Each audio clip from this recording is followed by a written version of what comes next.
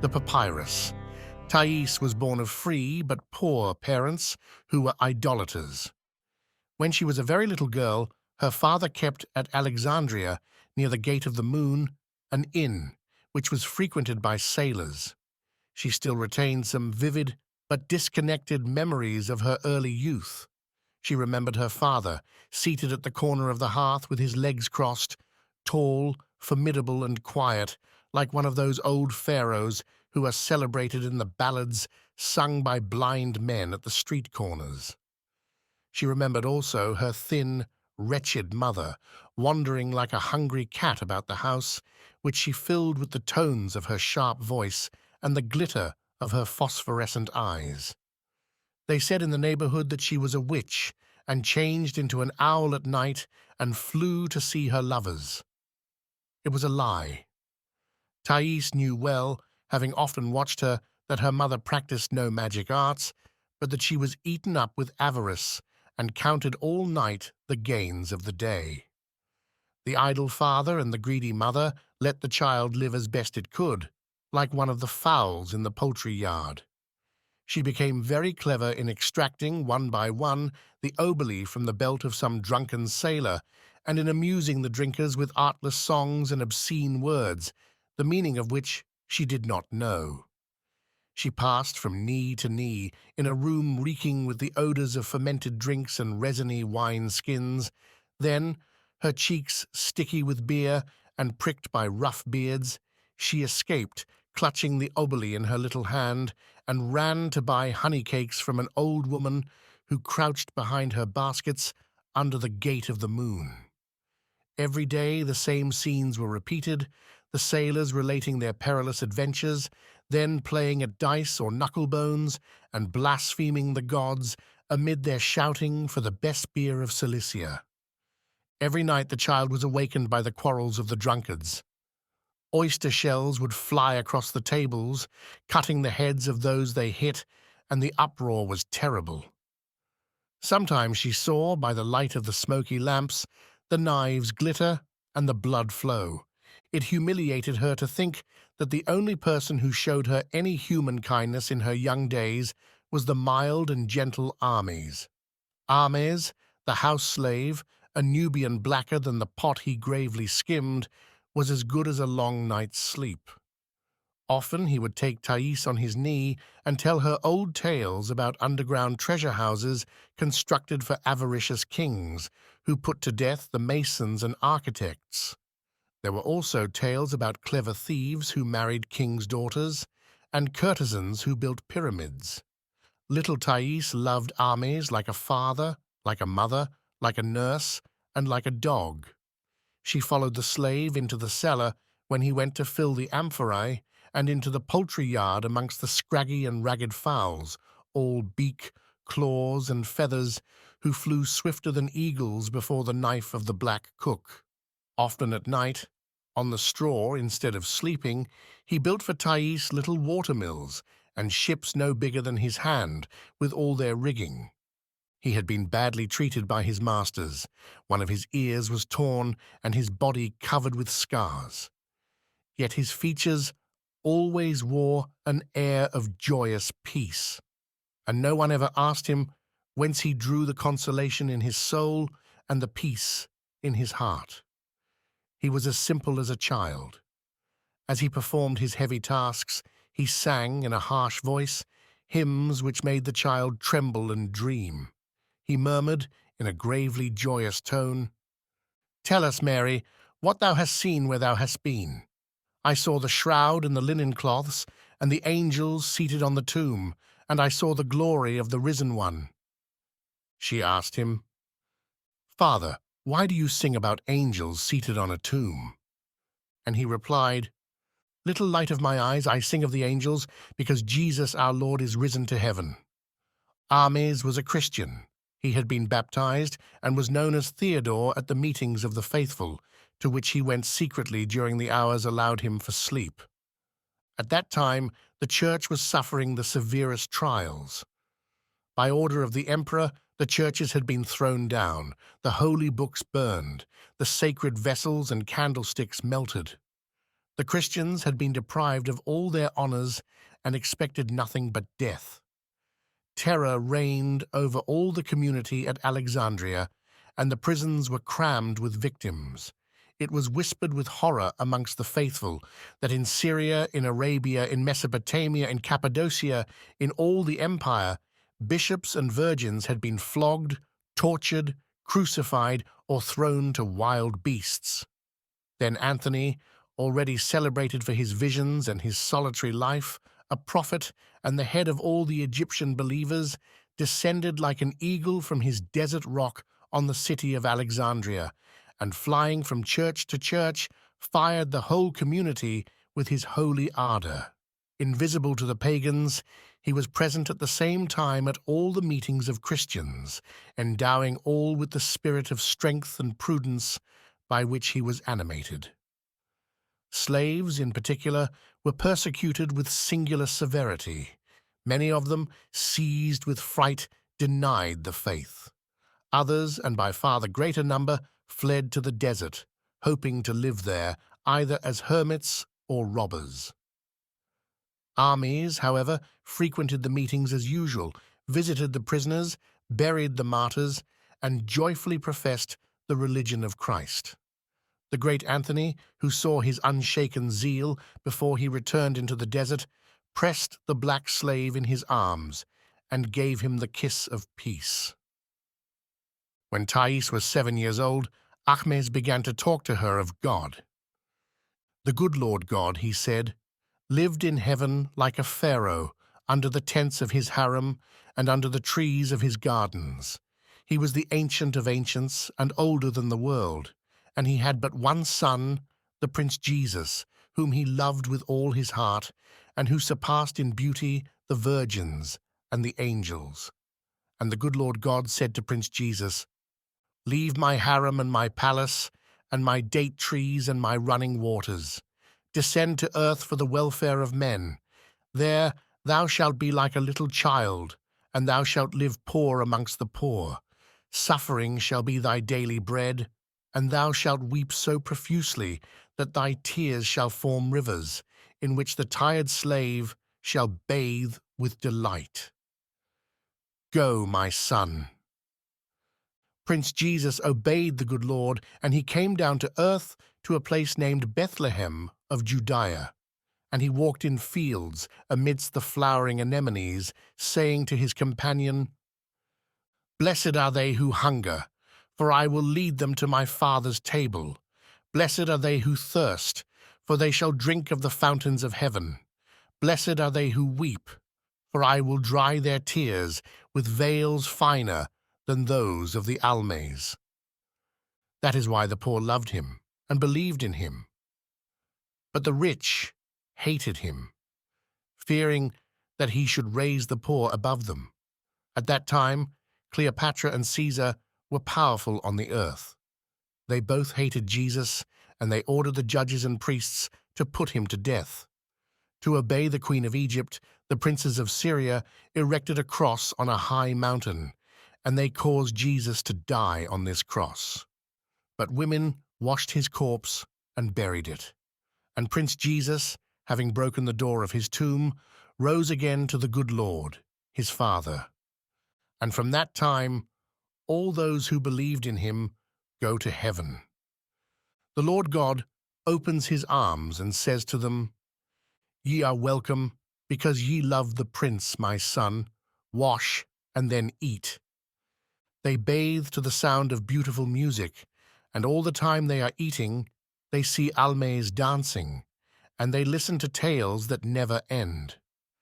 They are dearer to the good Lord God than the light of his eyes, because they are his guests, and they shall have for their portion the carpets of his house and the pomegranates of his gardens.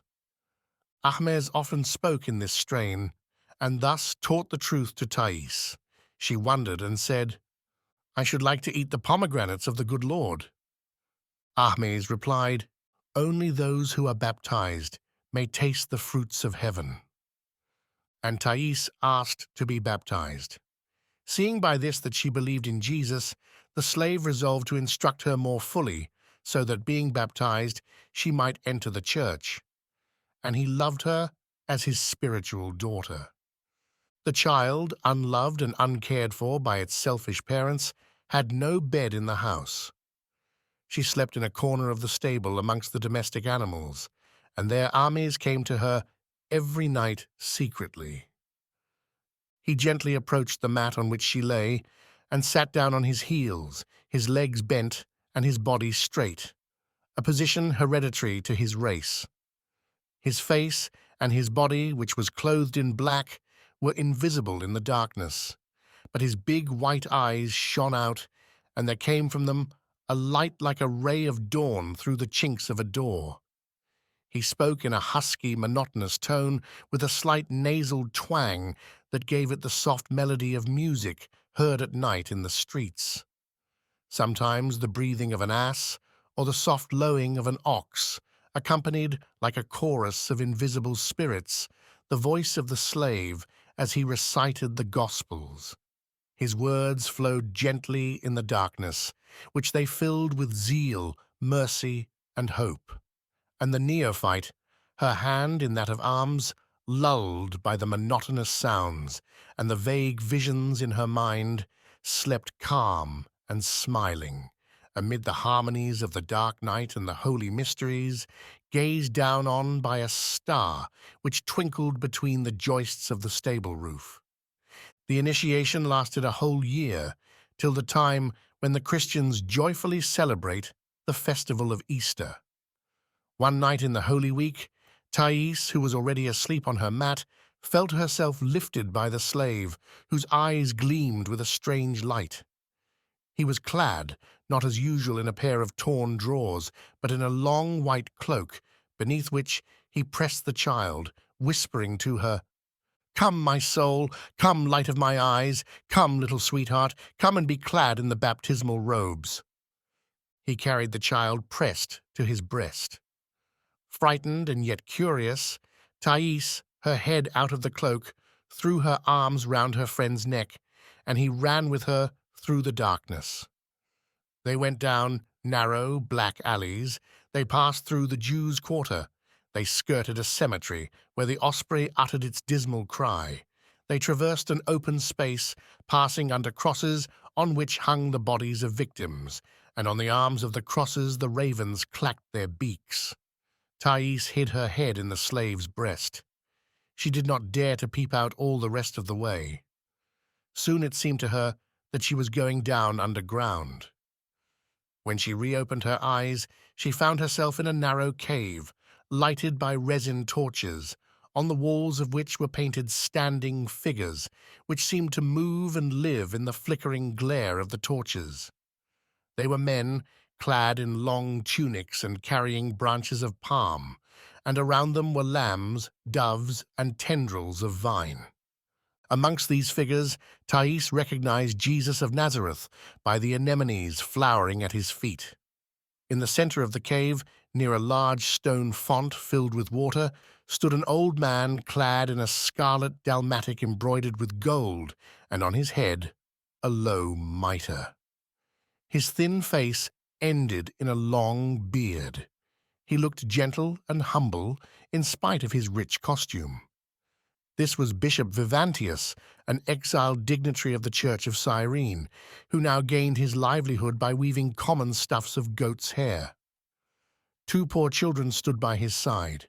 Close by, an old negress unfolded a little white robe. Ahmes set the child down on the ground, and kneeling before the bishop said, "Father, this is the little soul, the child of my soul.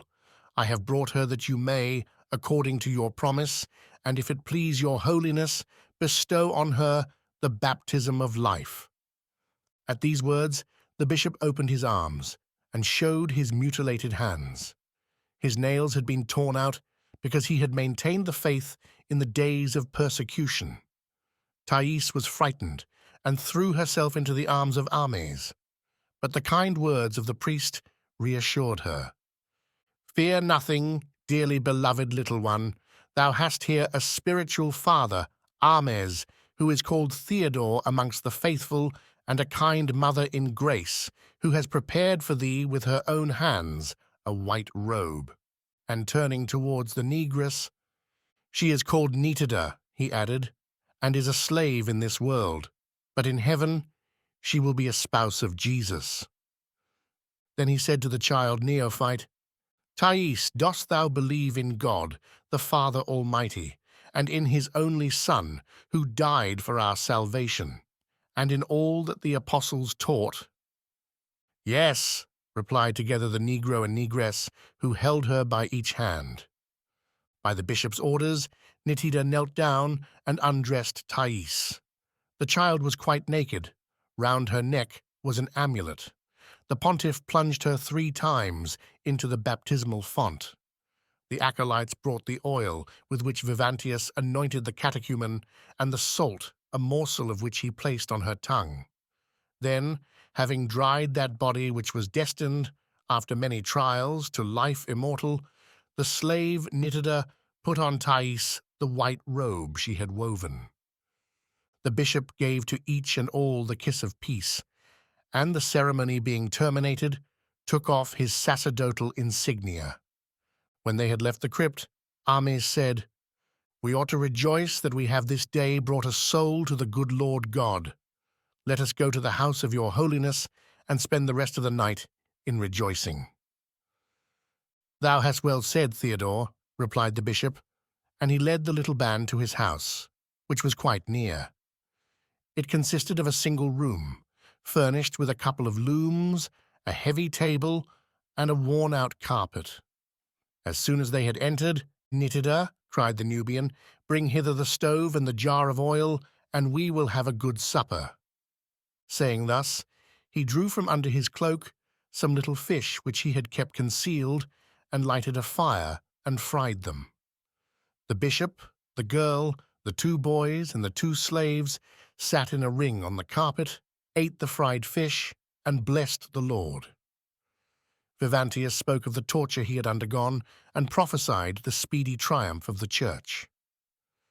His language was grotesque and full of wordplay and rhetorical tropes. He compared the life of the just to a tissue of purple, and to explain the mystery of baptism, he said, "The divine spirit floated on the waters, and that is why Christians receive the baptism of water. But demons also inhabit the brooks. Springs consecrated to nymphs are especially dangerous, and there are certain waters which cause various maladies, both of the soul and of the body." Sometimes he spoke enigmatically, and the child listened to him with profound awe and wonder. At the end of the repast, he offered his guests a little wine, and this unloosed their tongues, and they began to sing lamentations and hymns. Ahmes and Nitida then rose and danced a Nubian dance which they had learned as children, and which no doubt had been danced by their tribe since the early ages of the world. It was a love dance. Waving their arms and moving their bodies in rhythmic measure, they feigned in turn to fly from and to pursue each other. Their big eyes rolled, and they showed their gleaming teeth in broad grins. In this strange manner did Thais receive the holy rite of baptism. She loved amusements, and as she grew, vague desires were created in her mind. All day long she danced and sang with the children in the streets, and when at night she returned to her father's house, she was still singing. "Crooked twist, why do you stay in the house? I comb the wool and the miletan threads. Crooked twist, what did your son die of? He fell from the white horses into the sea." She now began to prefer the company of boys and girls to that of the gentle and quiet Ahmes. She did not notice that her friend was not so often with her.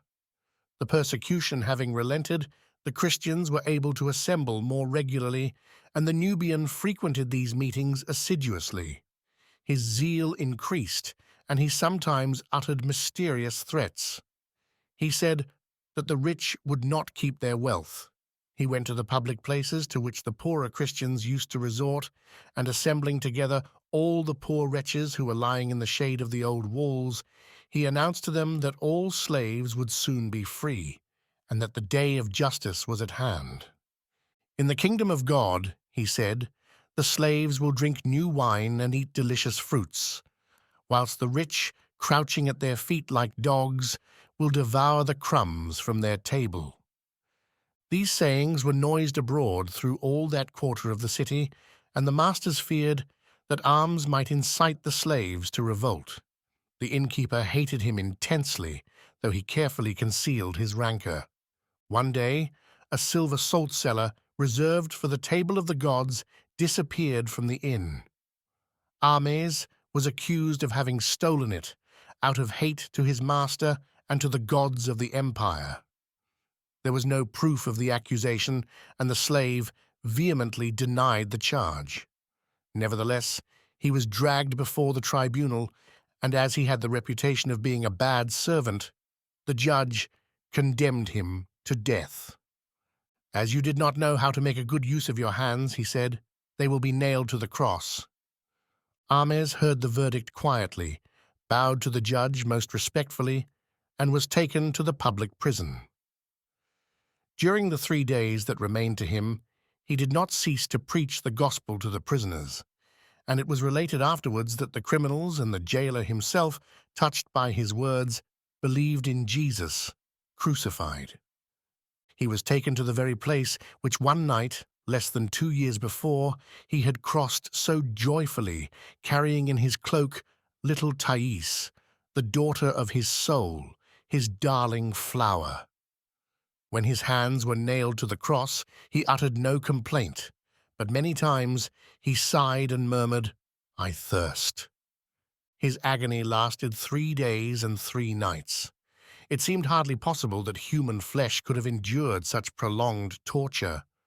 Many times it was thought he was dead.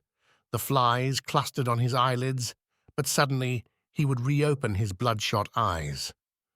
On the morning of the 4th day, he sang, in a voice clearer and purer than that of a child, "Tell us, Mary, what thou hast seen where thou hast been." Then he smiled and said, "They come, the angels of the good Lord. They bring me wine and fruit. How refreshing is the fanning of their wings." And he expired, his features preserved in death an expression of ecstatic happiness. Even the soldiers who guarded the cross were struck with wonder. Paphnutius, accompanied by some of the Christian brethren, claimed the body and buried it with the remains of the other martyrs in the crypt of St. John the Baptist, and the Church venerated the memory of St. Theodore the Nubian. 3 years later, Constantine, the conqueror of Maxentius, issued an edict which granted toleration to the Christians, and the believers were not henceforth persecuted except by heretics. THAIS had completed her 11th year when her friend was tortured to death, and she felt deeply saddened and shocked. Her soul was not sufficiently pure to allow her to understand that the slave Ahmes was blessed both in his life and his death. The idea sprang up in her little mind that no one can be good in this world except at the cost of the most terrible sufferings. And she was afraid to be good, for her delicate flesh could not bear pain. At an early age, she had given herself to the lads about the port, and she followed the old men who wandered about the quarter in the evening, and with what she received from them, she bought cakes and trinkets. As she did not take home any of the money she gained, her mother continually ill-treated her. To get out of reach of her mother's arm, she often ran, barefooted, to the city walls and hid with the lizards. There she thought with envy of the ladies she had seen pass her, richly dressed and in a litter surrounded by slaves.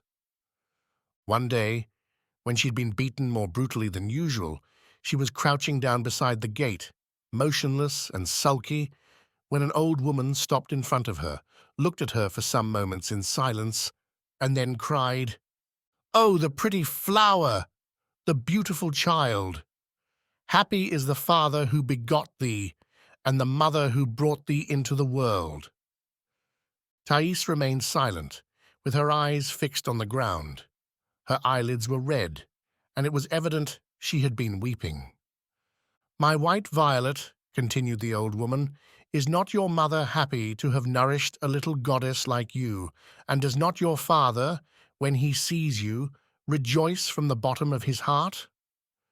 to which the child replied, as though talking to herself, "My father is a wineskin swollen with wine, and my mother a greedy horseleech." The old woman glanced to right and left to see if she were observed. Then, in a fawning voice, "Sweet flowering hyacinth, beautiful drinker of light, come with me, and you shall have nothing to do but dance and smile. I will feed you on honey cakes, and my son, my own son, will love you as his eyes. My son is handsome and young. He has but little beard on his chin. His skin is soft, and he is, as they say, a little Acharnian pig." Thais replied, "I am quite willing to go with you." And she rose and followed the old woman out of the city. The old woman, who was named Moro, went from city to city with a troop of girls and boys, whom she taught to dance, and then hired out to rich people to appear at feasts. Guessing that Thais would soon develop into a most beautiful woman, she taught her, with the help of a whip, music and prosody, and she flogged with leather thongs those beautiful legs when they did not move in time to the strains of the kithara. Her son, a decrepit abortion of no age and no sex, ill-treated the child, on whom he vented the hate he had for all womankind. Like the dancing girls whose grace he affected, he knew and taught Thais the art of pantomime, and how to mimic, by expression, gesture, and attitude, all human passions, and more especially the passions of love.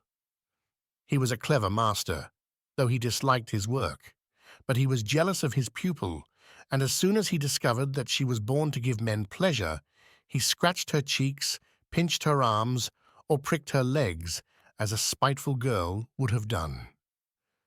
Thanks, however, to his lessons, she quickly became an excellent musician, pantomimist, and dancer.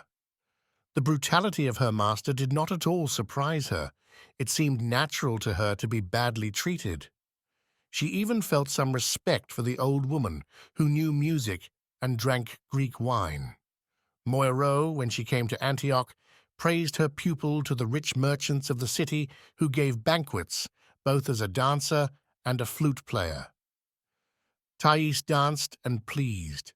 She accompanied the rich bankers when they left the table into the shady groves on the banks of the Orontes.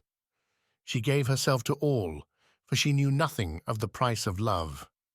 But one night, that she had danced before the most fashionable young men of the city, the son of the proconsul came to her, radiant with youth and pleasure, and said, in a voice that seemed redolent of kisses, "Why am I not, Thais, the wreath which crowns your hair, the tunic which enfolds your beautiful form, the sandal on your pretty foot? I wish you to tread me underfoot as a sandal. I wish my caresses to be your tunic and your wreath. Come, sweet girl, come to my house and let us forget the world." She looked at him whilst he was speaking, and saw that he was handsome. Suddenly, she felt a cold sweat on her face. She turned green as grass. She reeled. A cloud descended before her eyes. He again implored her to come with him, but she refused. His ardent looks, his burning words were vain, and when he took her in his arms to try and drag her away, she pushed him off rudely. Then he implored her and shed tears. But a new, unknown, and invincible passion dominated her heart, and she still resisted. "What madness!" said the guests. "Lollius is noble, handsome, and rich, and a dancing girl treats him with scorn." Lollius returned home alone that night, quite lovesick.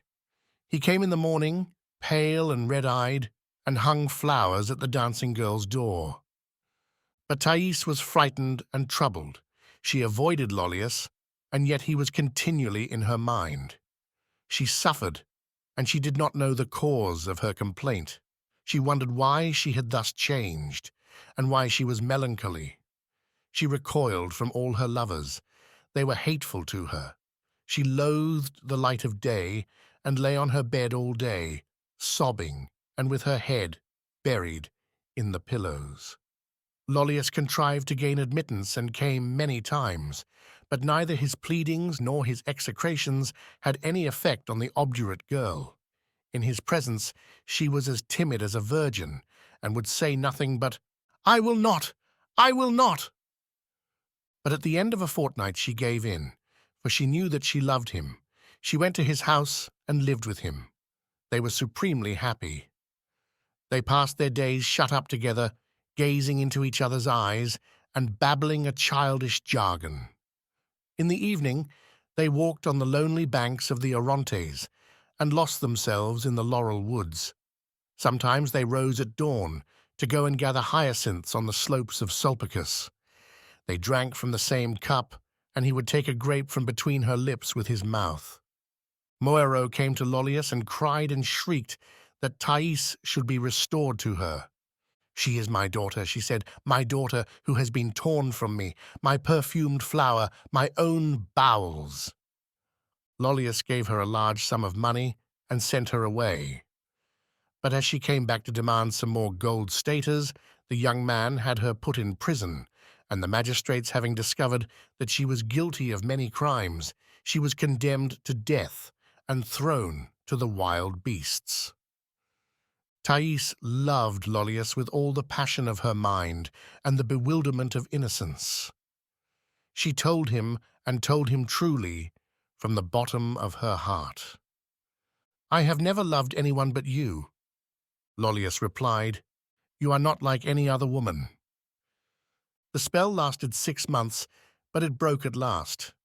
THAIS suddenly felt that her heart was empty and lonely. Lollius no longer seemed the same to her. She thought, "What can have thus changed me in an instant? How is it that he is now like any other man and no longer like himself?" She left him, not without a secret desire to find Lollius again in another, as she no longer found him in himself. She thought it would be less dull to live with someone she had never loved than with one she had ceased to love. She appeared in the company of rich debauchees at those sacred feasts at which naked virgins danced in the temples and troops of courtesans swam across the Orontes. She took part in all the pleasures of the fashionable and depraved city, and she assiduously frequented the theatres at which clever mimes from all countries performed amidst the applause of a crowd greedy for excitement. She carefully observed the mimes, dancers, comedians, and especially the women, who in tragedies represented goddesses in love with young men, or mortals loved by the gods.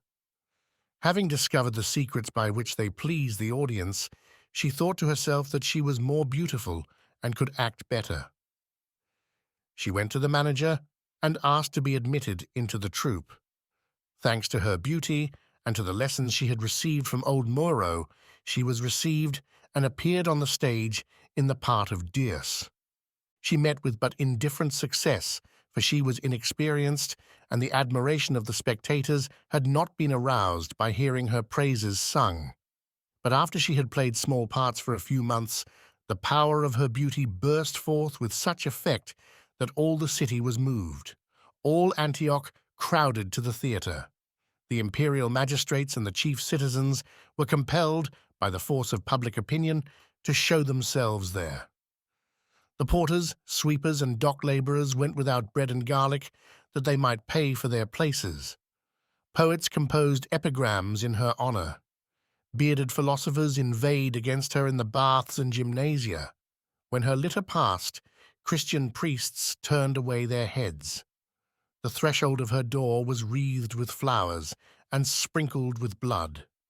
She received so much money from her lovers that it was no longer counted, but measured by the medimnus, and all the treasure hoarded by miserly old men was poured out at her feet. But she was placid and unmoved. She rejoiced with quiet pride in the admiration of the public and the favour of the gods, and was so much loved that she loved herself. After she had several years enjoyed the admiration and affection of the Antiochians, she was taken with a desire to revisit Alexandria and show her glory in that city in which, as a child, she had wandered in want and shame, hungry and lean as a grasshopper in the middle of a dusty road. The golden city joyfully welcomed her and loaded her with fresh riches. When she appeared in the games, it was a triumph. Countless admirers and lovers came to her. She received them with indifference, for she at last despaired of meeting another Lollius.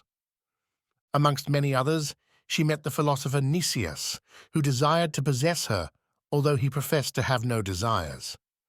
In spite of his riches, he was intelligent and modest, but his delicate wit and beautiful sentiments failed to charm her. She did not love him, and sometimes his refined irony even irritated her. His perpetual doubts hurt her, for he believed in nothing and she believed in everything. She believed in divine providence, in the omnipotence of evil spirits, in spells, exorcisms, and eternal justice. She believed in Jesus Christ and in the goddess of good of the Syrians.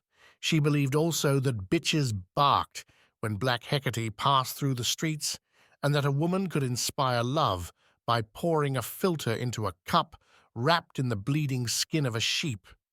She thirsted for the unknown, she called on nameless gods, and lived in perpetual expectation. The future frightened her, and yet she wished to know it. She surrounded herself with priests of Isis, Chaldean magi, pharmacopolists, and professors of the black arts, who invariably deceived her, though she never tired of being deceived. She feared death, and she saw it everywhere. When she yielded to pleasure, it seemed to her that an icy finger would suddenly touch her on the bare shoulder, and she turned pale and cried with terror in the arms which embraced her. Nicias said to her, "What does it matter, O my THAIS, whether we descend to eternal night with white locks and hollow cheeks, or whether this very day, now laughing to the vast sky, shall be our last? Let us enjoy life. We shall have greatly lived if we have greatly loved. There is no knowledge except that of the senses. To love is to understand. That which we do not know does not exist. What good is it to worry ourselves about nothing?" She replied angrily, "I despise men like you who hope for nothing and fear nothing. I wish to know, I wish to know."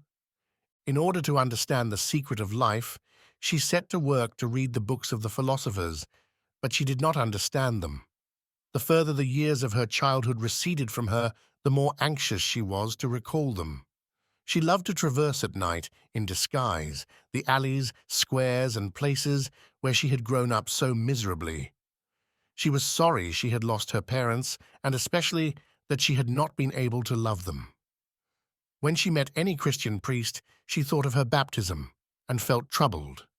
One night, when enveloped in a long cloak and her fair hair hidden under a black hood, she was wandering, according to custom, about the suburbs of the city, she found herself, without knowing how she came there, before the poor little church of St. John the Baptist. They were singing inside the church, and a bright light glimmered through the chinks of the door. There was nothing strange in that, as, for the past 20 years, the Christians, protected by the conqueror of Maxentius, had publicly solemnized their festivals. But these hymns seemed more like an ardent appeal to the soul. As if she had been invited to the mysteries, she pushed the door open with her arm and entered the building. She found a numerous assembly of women, children, and old men on their knees before a tomb which stood against the wall. The tomb was nothing but a stone coffer, roughly sculptured with vine tendrils and bunches of grapes, yet it had received great honors, and was covered with green palms and wreaths of red roses. All round, innumerable lights gleamed out of the heavy shadow, in which the smoke of Arabian gums seemed like the folds of angels' robes, and the paintings on the walls visions of paradise. Priests, clad in white, were prostrate at the foot of the sarcophagus. The hymns they sang with the people expressed the delight of suffering and mingled, in a triumphal mourning, so much joy with so much grief, that THAIS, in listening to them, felt the pleasures of life and the terrors of death flowing at the same time through her reawakened senses. When they had finished singing, the believers rose and walked in single file to the tomb, the side of which they kissed. They were common men, accustomed to work with their hands. They advanced with a heavy step, the eyes fixed, the jaw dropped, but they had an air of sincerity. They knelt down, each in turn, before the sarcophagus and put their lips to it. The women lifted their little children in their arms and gently placed their cheek to the stone. THAIS, surprised and troubled, asked a deacon why they did so. "Do you not know, woman," replied the deacon, "that we celebrate today the blessed memory of St. Theodore the Nubian, who suffered for the faith in the days of the Emperor Diocletian? He lived virtuously and died a martyr, and that is why, robed in white, we bear red roses to his glorious tomb." On hearing these words, THAIS fell on her knees and burst into tears. Half-forgotten recollections of Ahmes returned to her mind. On the memory of this obscure, gentle, and unfortunate man, the blaze of candles, the perfume of roses, the clouds of incense, the music of hymns, the piety of souls, threw all the charms of glory.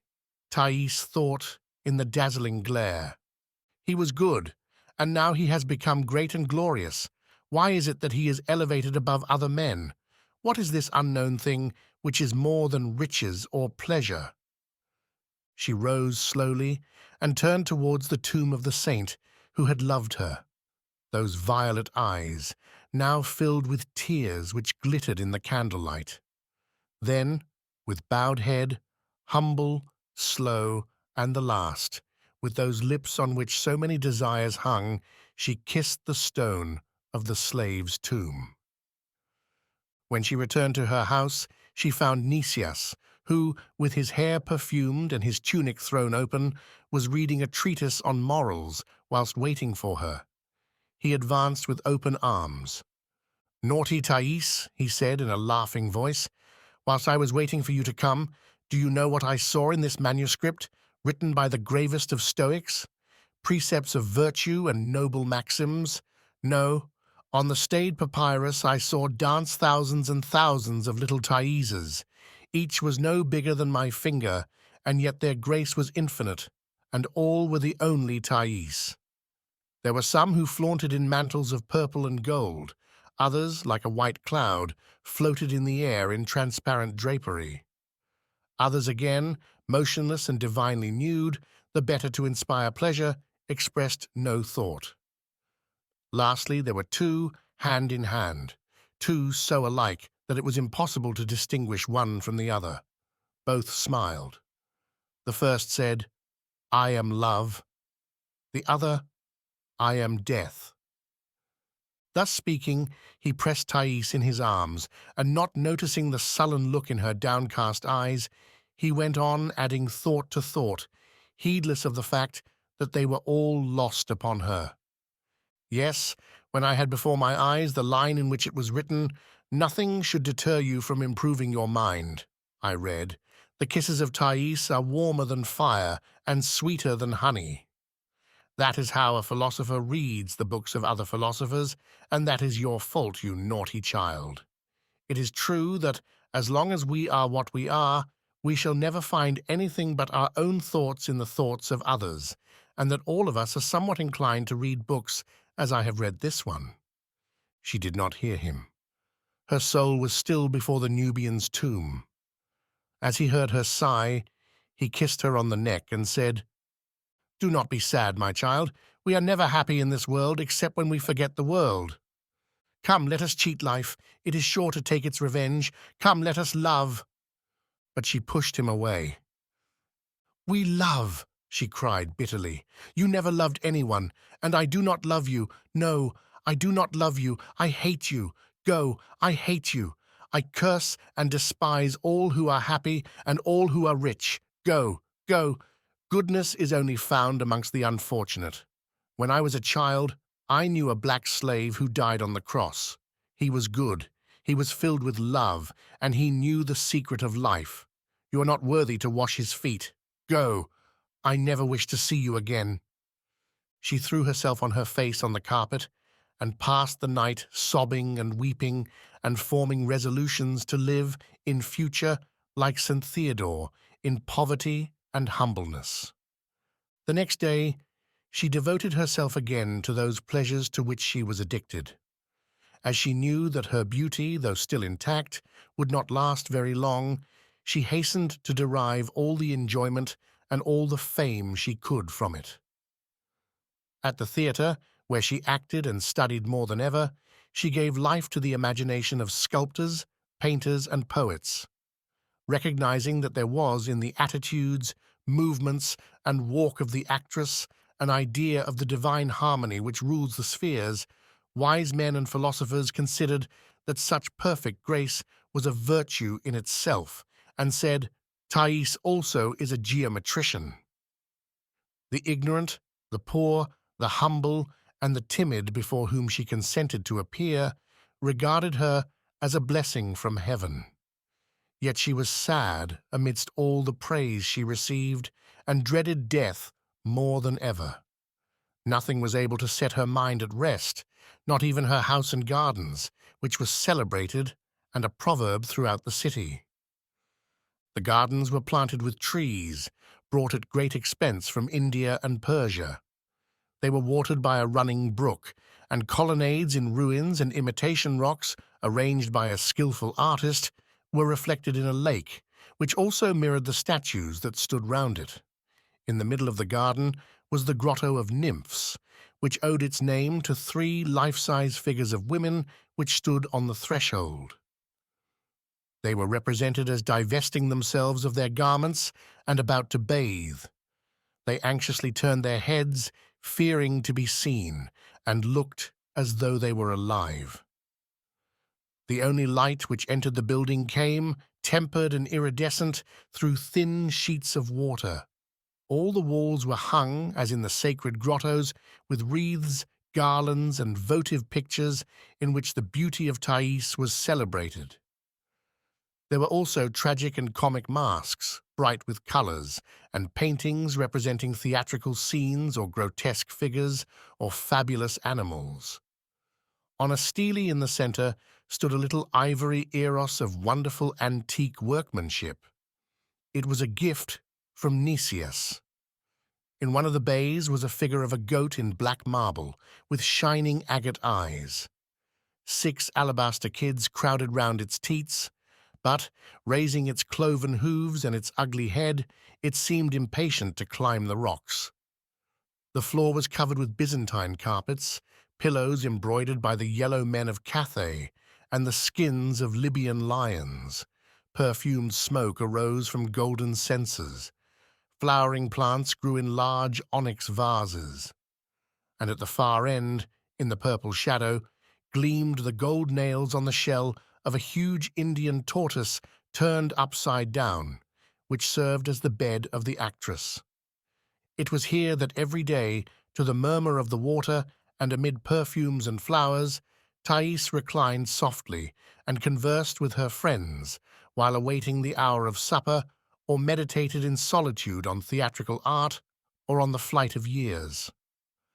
On the afternoon after the games, Thais was reposing in the grotto of nymphs.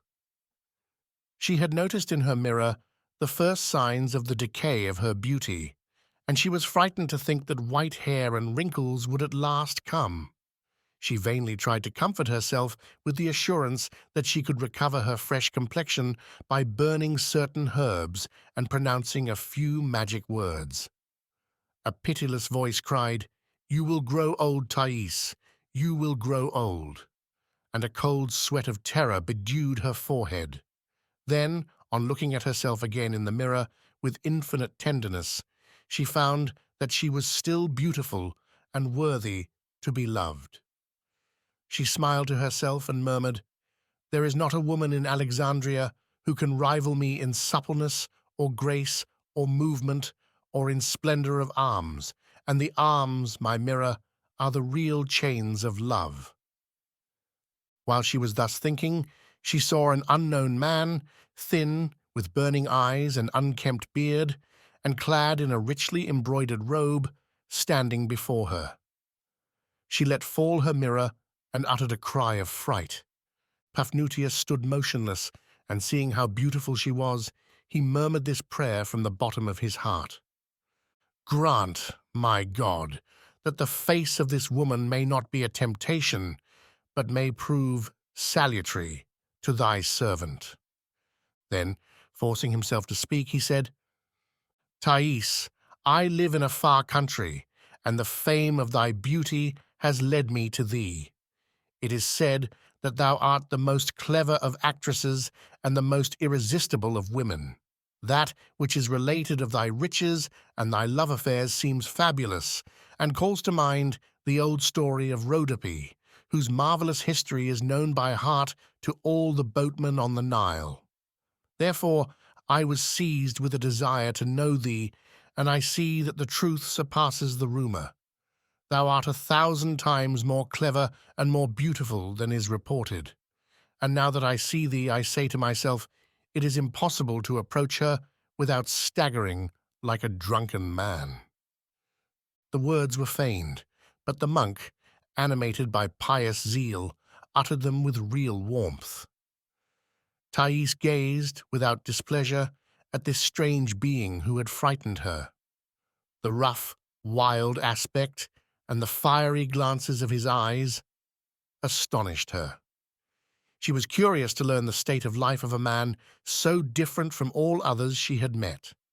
She replied, with gentle raillery, You seem prompt to admire, stranger. Beware that my looks do not consume you to the bones. Beware of loving me. He said, I love thee, O Thais. I love thee more than my life and more than myself. For thee I have quitted the desert. For thee my lips, vowed to silence, have pronounced profane words. For thee I have seen what I ought not to have seen, and heard what it was forbidden to me to hear. For thee my soul is troubled, my heart is open, and the thoughts gush out like the running springs at which the pigeons drink.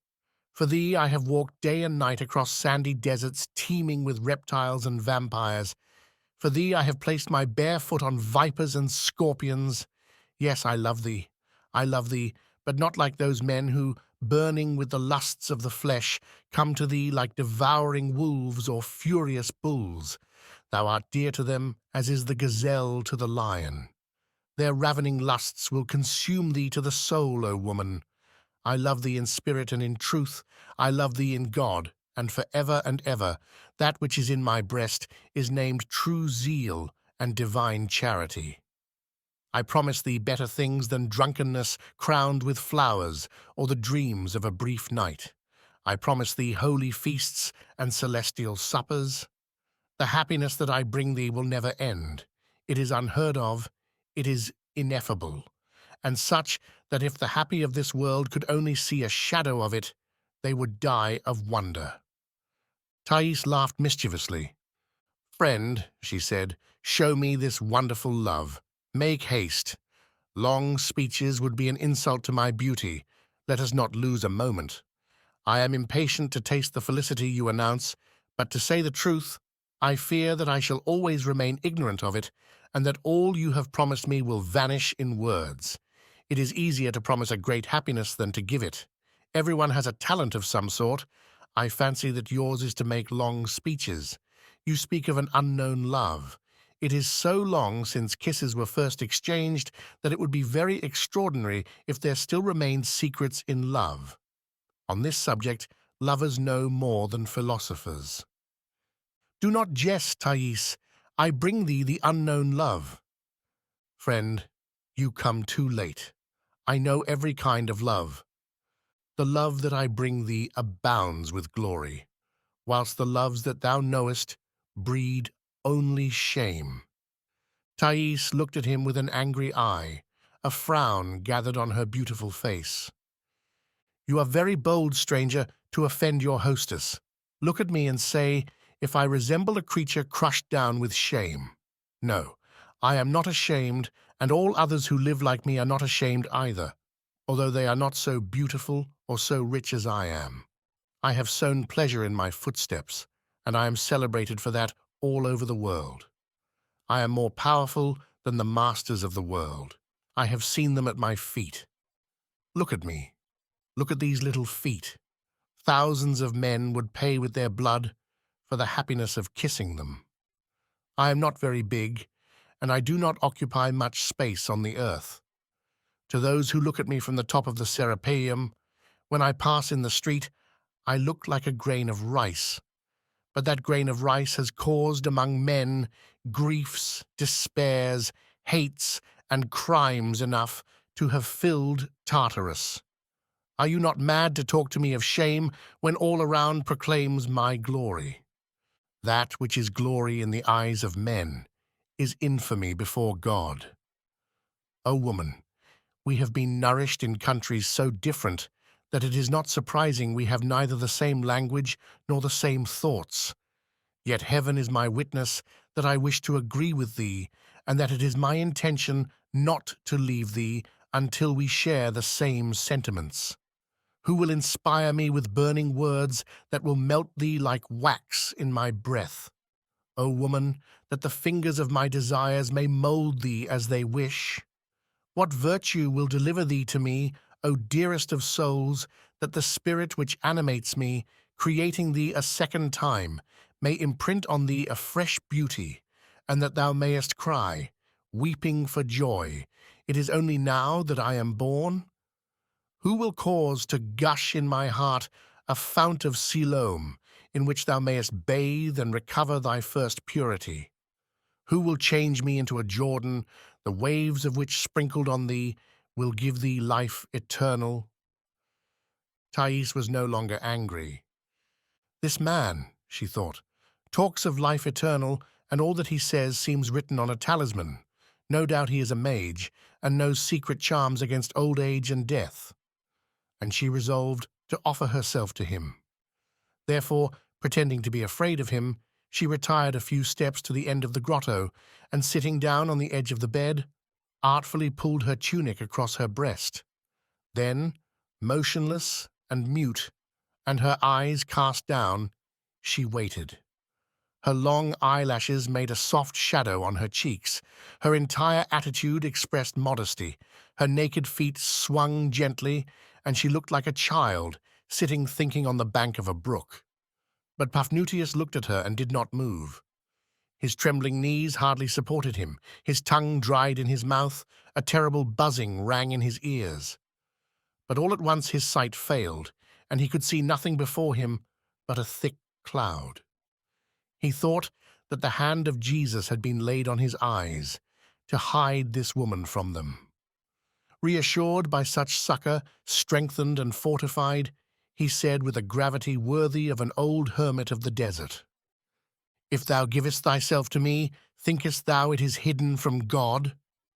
She shook her head. "God? Who forces him to keep his eye always upon the grotto of nymphs? Let him go away if we offend him. But why should we offend him? Since he has created us, he can be neither angry nor surprised to see us as he made us, and acting according to the nature he has given us.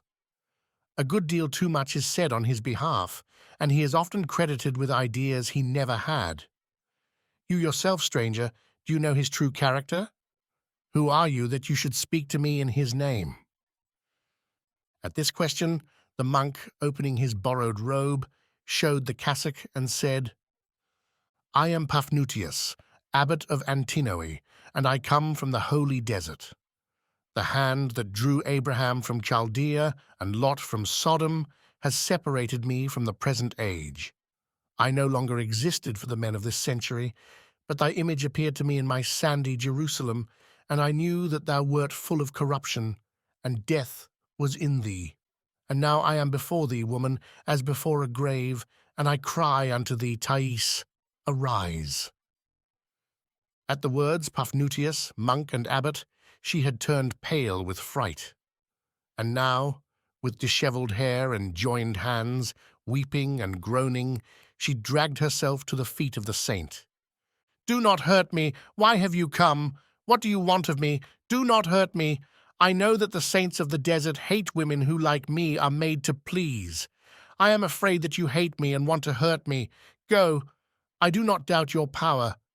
But know, Paphnutius, that you should neither despise me nor hate me. I have never, like many of the men I know, laughed at your voluntary poverty. In your turn, do not make a crime of my riches. I am beautiful and clever in acting. I no more chose my condition than my nature. I was made for that which I do. I was born to charm men. And you yourself, did you not say just now that you loved me? Do not use your science against me. Do not pronounce magic words which would destroy my beauty or change me into a statue of salt. Do not terrify me. I am already too frightened. Do not kill me. I am so afraid of death." He made a sign to her to rise and said, "Child, have no fear. I will utter no word of shame or scorn. I come on behalf of him who sat on the edge of the well and drank of the pitcher which the woman of Samaria offered to him, and who also, when he supped at the house of Simon, received the perfumes of Mary. I am not without sin that I should throw the first stone. I have often badly employed the abundant grace which God has bestowed upon me. It was not anger, but pity, which took me by the hand to conduct me here. I can, without deceit, address thee in words of love, for it is the zeal in my heart which has brought me to thee. I burn with the fire of charity, and if thy eyes, accustomed only to the gross sights of the flesh, could see things in their mystic aspect, I should appear unto thee as a branch broken off the burning bush which the Lord showed on the mountain to Moses of old, that he might understand true love, that which envelops us, and which, so far from leaving behind it mere coals and ashes, purifies and perfumes forever that which it penetrates. I believe you, monk, and no longer fear either deceit or ill will from you. I have often heard talk of the hermits of the Thebaid. Marvelous things have been told concerning Anthony and Paul. Your name is not unknown to me, and I have heard say that, though you are still young, you equal in virtue the oldest anchorites. As soon as I saw you, and without knowing who you were, I felt that you were no ordinary man. Tell me, can you do for me that which neither the priests of Isis, nor of Hermes, nor of the celestial Juno, nor the Chaldean soothsayers, nor the Babylonian magi have been able to effect? Monk, if you love me, can you prevent me from dying? Woman, whosoever wishes to live shall live. Flee from the abominable delights in which thou diest forever. Snatch from the devils, who will burn it most horribly, that body which God kneaded with his spittle and animated with his own breath. Thou art consumed with weariness. Come and refresh thyself at the blessed springs of solitude. Come and drink of those fountains which are hidden in the desert and which gush forth to heaven. Careworn soul, come and possess that which thou desirest. Heart greedy for joy, come and taste true joys, poverty, retirement, self-forgetfulness, seclusion in the bosom of God. Enemy of Christ now, and tomorrow his well-beloved, come to him. Come, thou whom I have sought, and thou wilt say, I have found love. Thais seemed lost in meditation on things afar. Monk, she asked, if I adjure all pleasures and do penance, is it true that I shall be born again in heaven, my body intact in all its beauty? Thais, I bring thee eternal life. Believe me, for that which I announce to thee is the truth. Who will assure me that it is the truth? David and the prophets, the scriptures, and the wonders that thou shalt behold. Monk, I should like to believe you, for I must confess that I have not found happiness in this world. My lot in life is better than that of a queen, and yet I have many bitternesses and misfortunes, and I am infinitely weary of my existence. All women envy me, and yet sometimes I have envied the lot of a toothless old woman who, when I was a child, sold honey cakes under one of the city gates. Often has the idea flashed across my mind that only the poor are good, happy and blessed, and that there must be great gladness in living humble and obscure. Monk, you have agitated a storm in my soul and brought to the surface that which lay at the bottom. Who am I to believe, alas? And what is to become of me? And what is life? While she thus spoke, Paphnutius was transfigured. Celestial joy beamed in his face. "Listen," he said, "I was not alone when I entered this house. Another accompanied me, another who stands by my side. Him thou canst not see, because thy eyes are yet unworthy to behold him. But soon thou shalt see him in all his glorious splendor, and thou wilt say, He alone is to be adored. But now, if he had not placed his gentle hands before my eyes, O THAIS, I should perhaps have fallen into sin with thee, for of myself I am but weak and sinful. But he saved us both. He is as good as he is powerful, and his name is the Savior. He was promised to the world by David and the prophets, worshipped in his cradle by the shepherds and the magi, crucified by the Pharisees, buried by the holy women, revealed to the world by the apostles, testified to by the martyrs. And now, having learned that thou fearest death, O woman, he has come to thy house to prevent thee from dying. Art thou not here present with me, Jesus, at this moment, as thou didst appear to the men of Galilee, in those wonderful days when the stars which came down with thee from heaven were so near the earth that the holy innocents could take them in their hands when they played in their mother's arms on the terraces of Bethlehem? Is it not true, Jesus, that thou art here present, and that thou showest me in reality thy precious body? Is not thy face here, and that tear which flows down thy cheek a real tear? Yes, the angel of eternal justice shall receive it, and it shall be the ransom of the soul of THAIS. Art thou not here, Jesus? Jesus, thy loving lips open. Thou canst speak. Speak, I hear thee. And thee, THAIS, happy THAIS, listen to what the Saviour himself says to thee. It is he who speaks, not I. He says, I have sought thee long, O my lost sheep. I have found thee at last. Fly from me no more. Let me take thee by the hands, poor little one, and I will bear thee on my shoulders to the heavenly fold. Come, my THAIS, come, my chosen one, come and weep with me. And Paphnutius fell on his knees, his eyes filled with ecstasy. And then THAIS saw in his face the likeness of the living Christ. "O vanished days of my childhood," she sobbed. "O sweet Father Ahmes, good Saint Theodore, why did I not die in thy white mantle, whilst thou didst bear me in the first dawn of day, yet fresh from the waters of baptism?" Paphnutius advanced towards her, crying, "Thou art baptized, O divine wisdom, O providence, O great God! I know now the power which drew me to thee. I know what rendered thee so dear and so beautiful in my eyes. It was the virtue of the baptismal water which made me leave the shadow of God, where I lived, to seek thee in the poisoned air where men dwell. A drop, no doubt, of the water which washed thy body has been sprinkled in my face. Come, O my sister, and receive from thy brother the kiss of peace." And the monk touched with his lips the forehead of the courtesan. Then he was silent, letting God speak, and nothing was heard in the grotto of nymphs but the sobs of THAIS, mingled with the rippling of the running water. She wept without trying to stop her tears when 2 black slaves appeared, loaded with stuffs, perfumes, and garlands. "It was hardly the right time to weep," she said, trying to smile.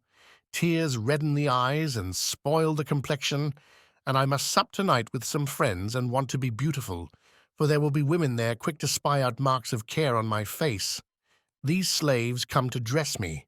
Withdraw, my father, and allow them to do their work. They are clever and experienced, and I pay them well for their services. You see that one who wears thick rings of gold and shows such white teeth. I took her from the wife of the proconsul. Paphnutius had at first a thought of dissuading Thais, as earnestly as he could, from going to this supper, but he determined to act prudently and asked what persons she would meet there. She replied that there would be the host, old Cotta, the prefect of the fleet, Nicias, and several other philosophers who loved an argument, the poet Callicrates, the high priest of Serapis, some young men whose chief amusement was training horses, and lastly some women of whom there was little to be said except that they were young. Then, by a supernatural inspiration, "Go amongst them, Thais," said the monk. "Go, but I will not leave thee. I will go with thee to this banquet, and will remain by thy side without saying a word." She burst out laughing, and whilst her 2 black slaves were busy dressing her, she cried, "What will they say when they see that I have a monk of the Thebaid for my lover?"